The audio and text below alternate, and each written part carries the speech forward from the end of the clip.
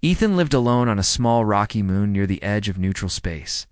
He wasn't running from anything. He just liked the quiet. The wars were over, and he had done his part. Now, he spent his days fixing old machines, fishing in still lakes, and watching stars move across the dark sky. He never expected anything to fall from it. One night, The sky above lit up bright red.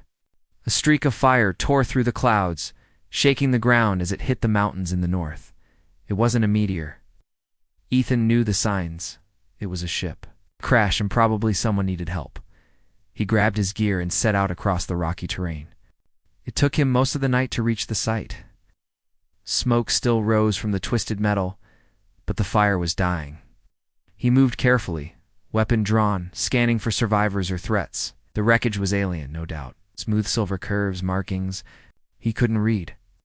Definitely royal. Inside, he found her. She was slumped against a wall, barely breathing. Her long silver hair was tangled with wires, her purple skin bruised and bleeding. Her eyes opened just a little when he knelt beside her, and for a moment, they locked eyes. "Don't let them take me," she whispered before falling unconscious. He didn't know who she was, but something in his gut told him she was important. In danger, Ethan picked her up carefully and started back toward his shelter. It was a long walk, and she was heavy, but he didn't stop. When he reached home, he placed her on his bed and started checking her wounds. She had deep cuts on her arms, and her breathing was slow and rough. He cleaned her up, did what he could with the supplies he had, and waited. In the early hours of the morning, she woke. "You're not one of them," she said weakly. "No," Ethan said. "Name's Ethan, human, retired." She looked around. "Slowly, they shot us down. My guards, all gone." "You're lucky to be alive," he said. "What's your name?" "Solari," she said. "Princess of the Sulari Empire." Ethan didn't say anything. The Sulari were powerful, old, and proud. What was their princess doing alone, flying through dead space? She tried to sit up but groaned in pain. "Easy," Ethan said. "You're hurt. You're poisoned too, I think. Your blood's darker than it should be." Her eyes widened. "Yes, they used a soul-drain poison. It eats from the inside. There's no Coronalis, ... double quotes." She stopped speaking. Her face looked tired and sad. "Unless what?" Ethan asked.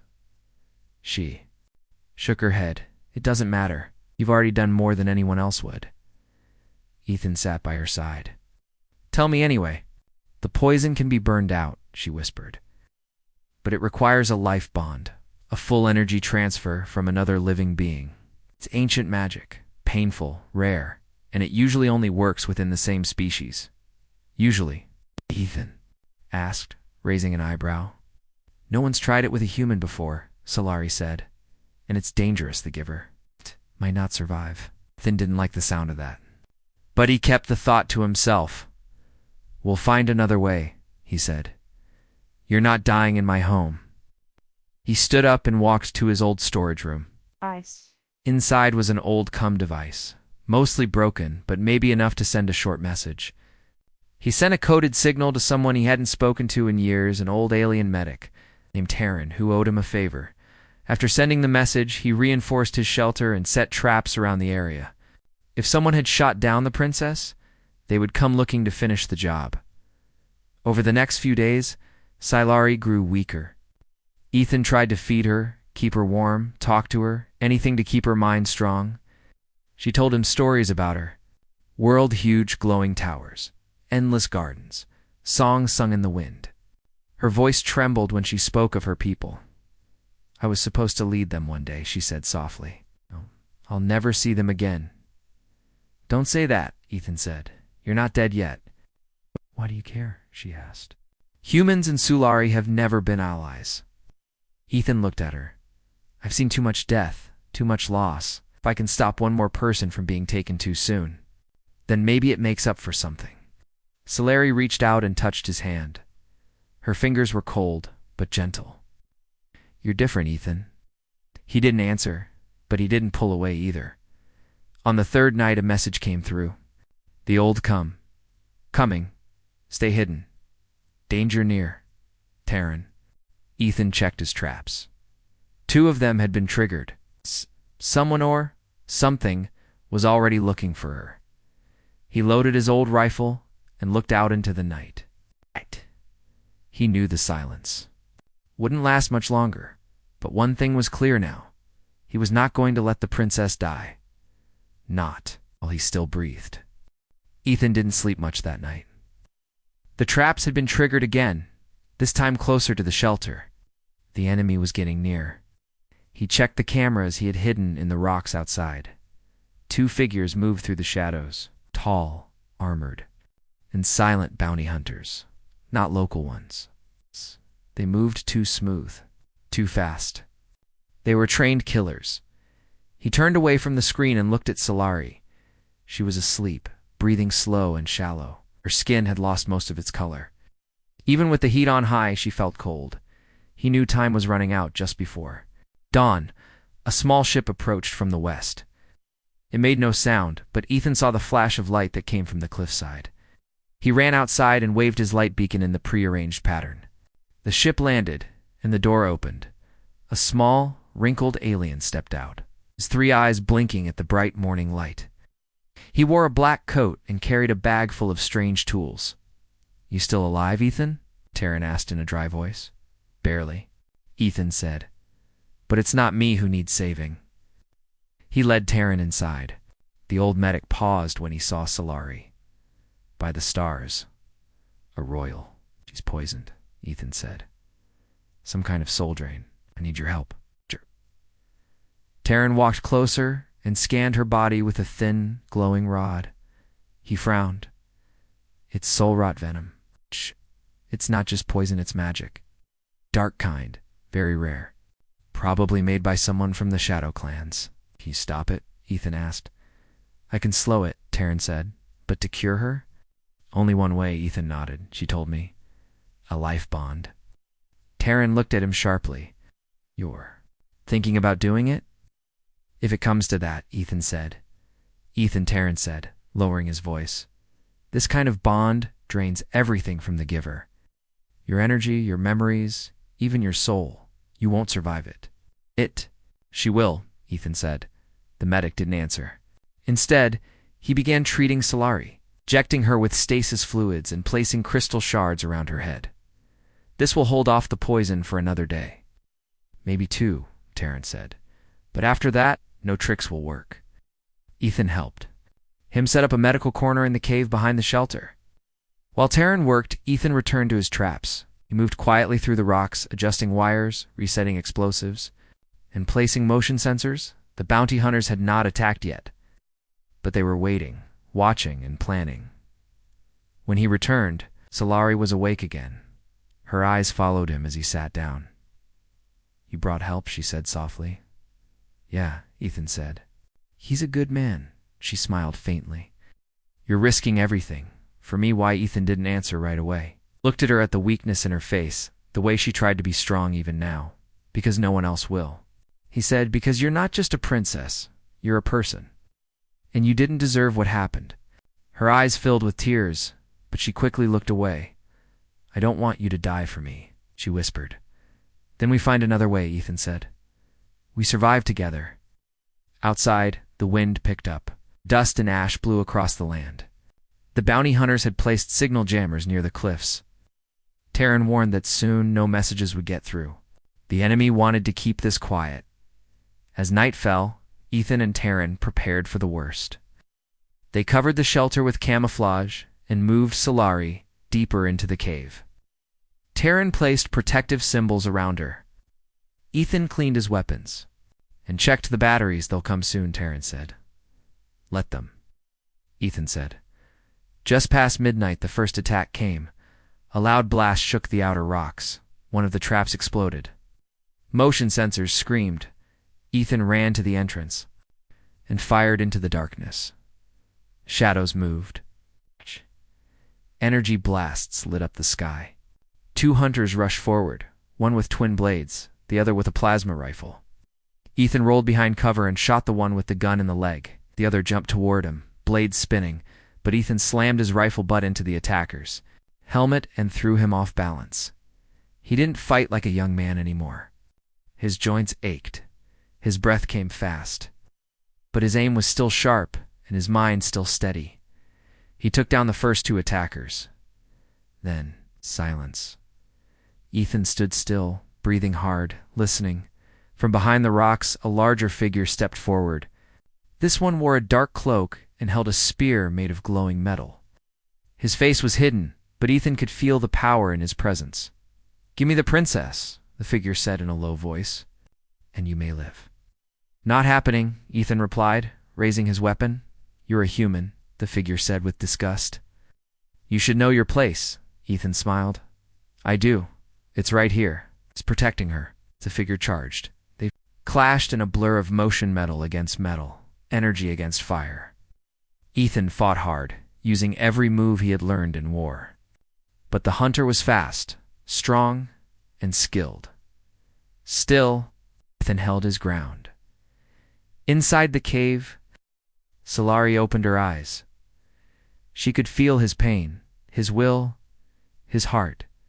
She reached out even in weakness and placed her hand on the ground. "Don't die, Ethan," she whispered. "Please." Ethan's breath came out ragged as he blocked the glowing spear with the side of his rifle. Sparks flew. His arms shook from the impact. The cloaked hunter pressed forward, fast and silent, trying to strike with deadly precision. Ethan dodged, rolled, and fired his sidearm. The shot grazed the hunter's shoulder, making him stumble for just a second. That second was all Ethan needed. He kicked the hunter's leg, grabbed a nearby rock, and smashed it into the helmet. The metal cracked. The hunter hissed in anger and swung again. Ethan jumped back, barely missing the spear's edge. He was tired. Old bones and old wounds screamed in pain. But he wasn't going to stop behind him. Deeper in the cave, Solari was still alive.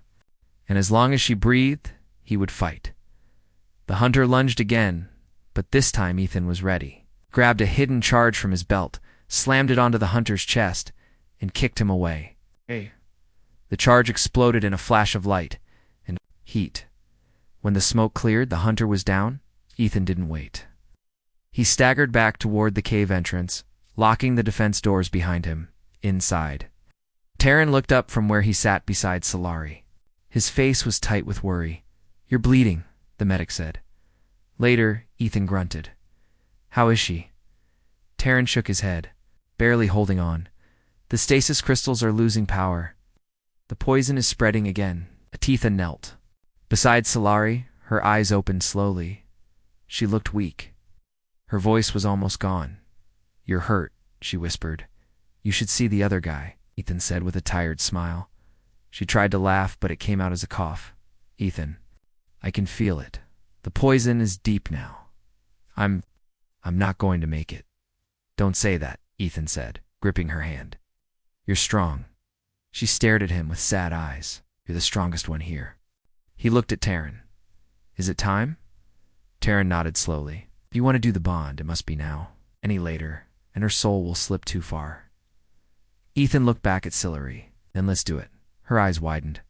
"No, Ethan. You'll die, maybe," he said, "but you'll live. And you'll lead your people. That matters more." She shook her head, tears in her eyes. "I don't want to live if it means losing you." He smiled sadly. "You barely knew me." "Knew enough," she whispered. Ethan turned to Taryn. "What do we do?" Taryn pulled out a smooth crystal plate and set it between them. He placed Solari's hand on one side, Ethan's on the other. "This will link your energy flows," he said.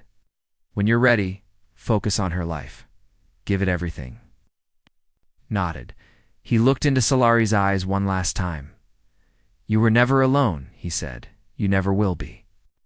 Then he closed his eyes and breathed in deeply. The crystal lit up. Soft blue light filled the cave. Ethan felt a strange warmth pull from his chest, through his arms, into his fingertips, then into the crystal, and into her. His strength drained. His heartbeat slowed. But in return, he felt something else. Memories. Her memories. Dancing as a child under twin moons.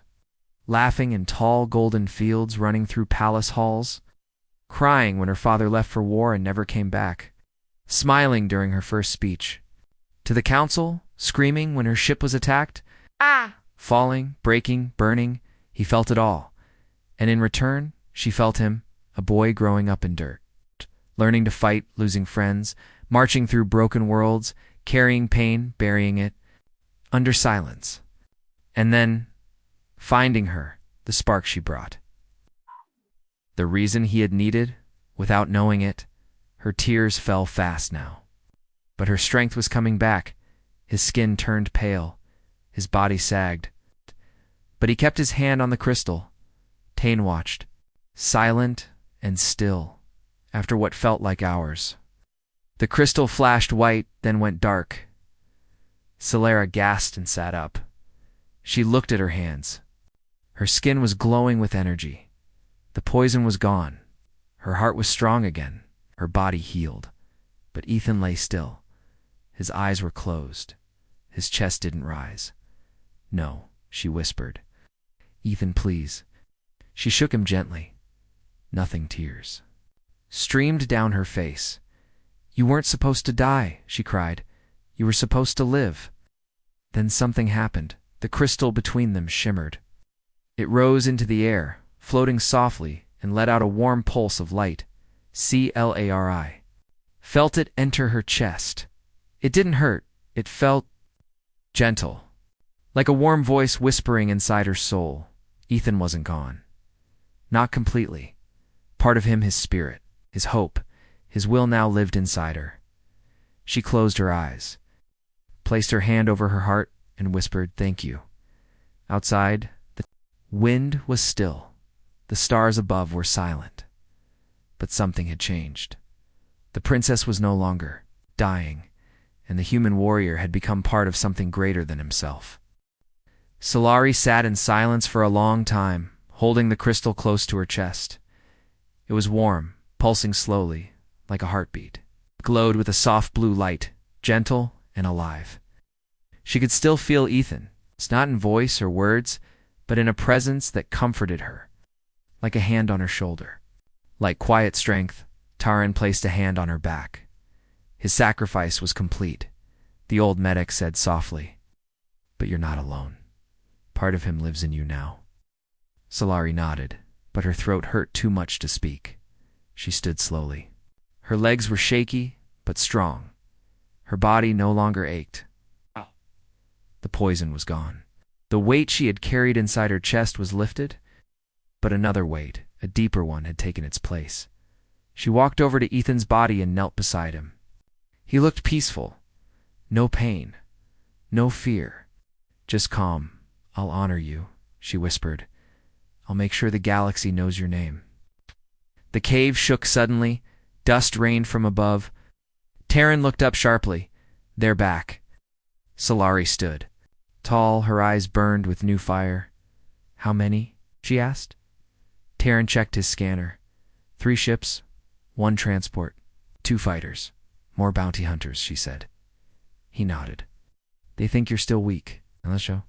"Them, I'm not." Outside, the wind howled. The ships landed near the crater where her first wreck had crashed. Armed soldiers spread out, scanning the area with drones and sensors. They didn't expect resistance until the first. One stepped on a mine. The explosion lit up the night before they could react. Solari walked out of the shadows, her silver hair glowing under the moonlight, her long coat flowing behind her. She held Ethan's old rifle, her stance steady, her gaze sharp. The soldiers paused. The leader raised a hand.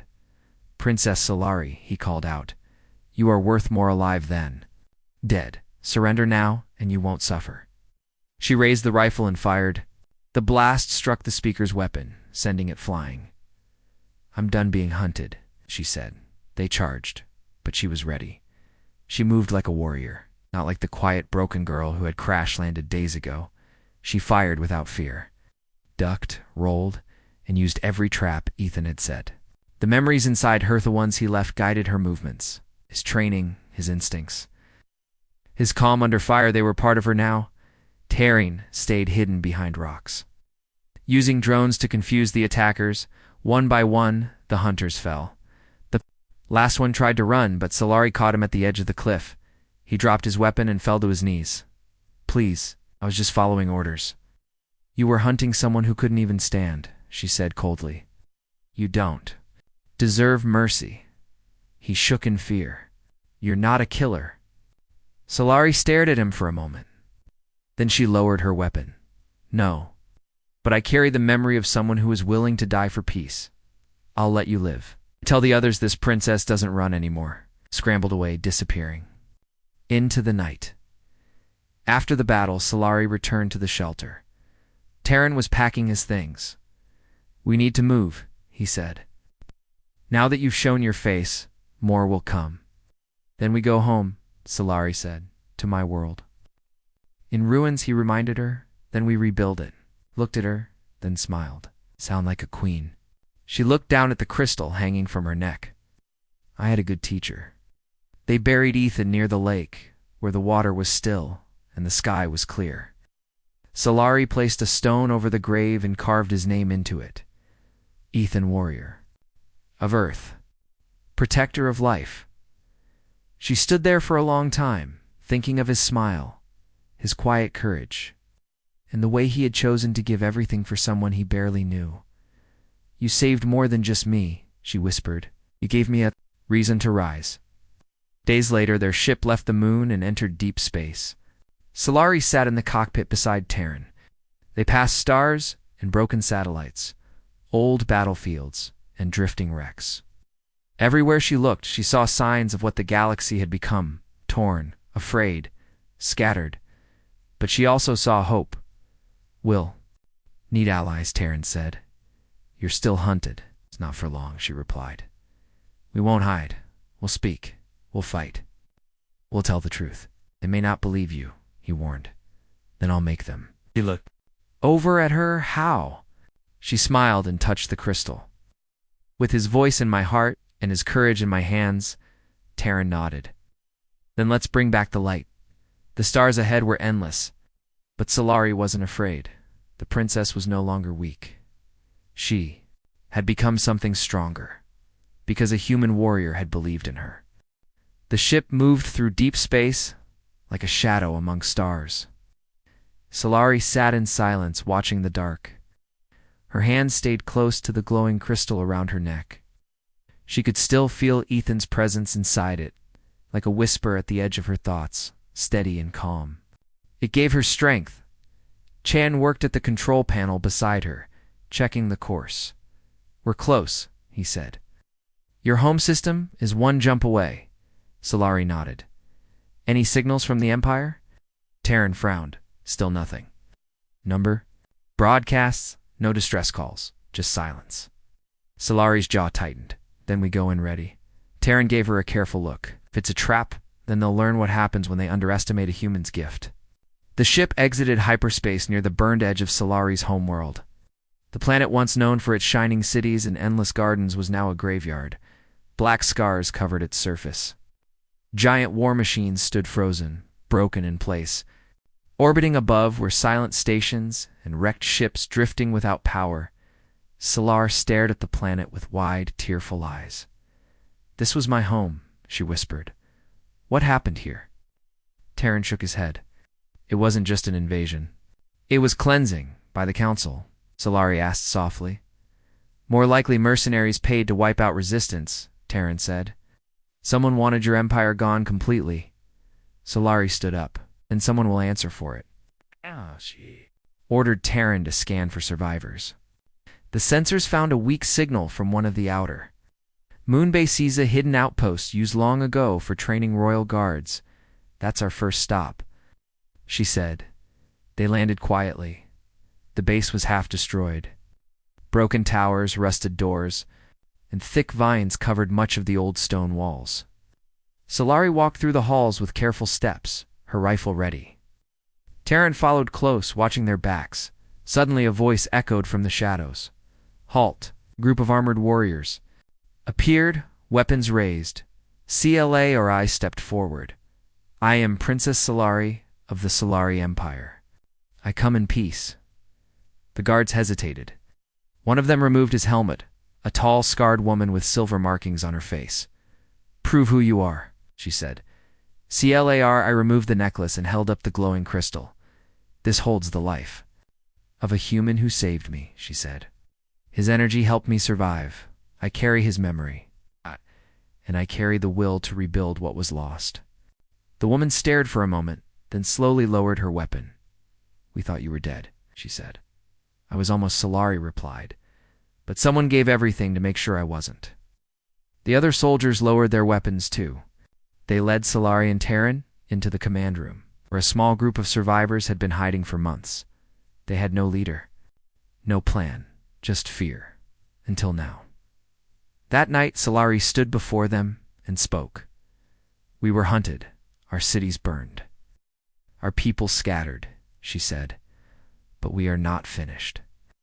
Our voices still matter, our lives still have purpose, and our enemies still fear the name of Sulari. She paused, holding up the crystal. This was a gift. Human warrior gave his life to save mine. He believed we were worth saving, and will not let that sacrifice be wasted. The room was silent. Then one voice said, What do we do now? Sulari stepped forward.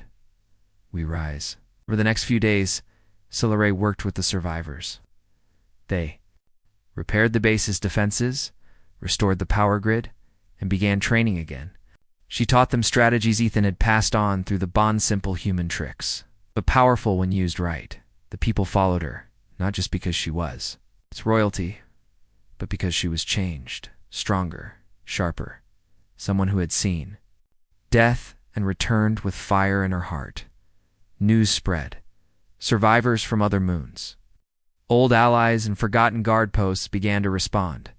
Small ships came, carrying warriors and civilians who had once served under her family. They came to fight, but also to believe again one morning. A scout ship returned with news. A galactic council fleet is gathering at the edge of the system. The pilot said, They're coming to finish what they started. Sulari nodded. Let them come. Terran pulled her aside. You can't fight a fleet with a few hundred people. No, Sulari said. But I can send a message. She walked to the old signal tower and activated the long-range transmitter. Her voice went out across the stars. To all who can hear me, this is Princess Sulari of the fallen Sulari Empire. The council tried to erase us. They failed. I am alive, and I carry the memory of a human warrior who gave his life for mine. He believed in hope. He believed in truth. If you believe too, then stand with me. Then she ended the broadcast. Terran said nothing, but he smiled faintly. You sound like him, he said. She looked at the crystal. I hope so. A day later, the sky filled with ships. Council war cruisers hovered above the moon base. Messages came through ordering Sulari to surrender. She refused. The people prepared for war, but something unexpected happened.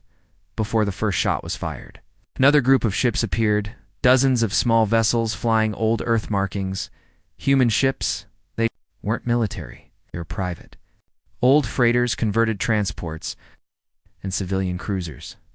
But they were armed. A voice came through the comm. Heard a human gave his life for you. That means you're family now, Sulari smiled. Then let's show them what family looks like. The sky above the moon base glowed with the engines of warships. Council cruisers hovered like silent giants, their weapons locked on the old base. But beside them now floated ships that didn't belong, human ships, mismatched, patched, together from different times and places. Some were rusty freighters, others were modified cargo haulers.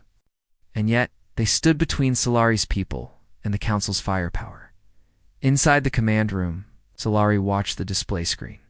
Her heart beat fast. She had never seen a human fleet before, not like this.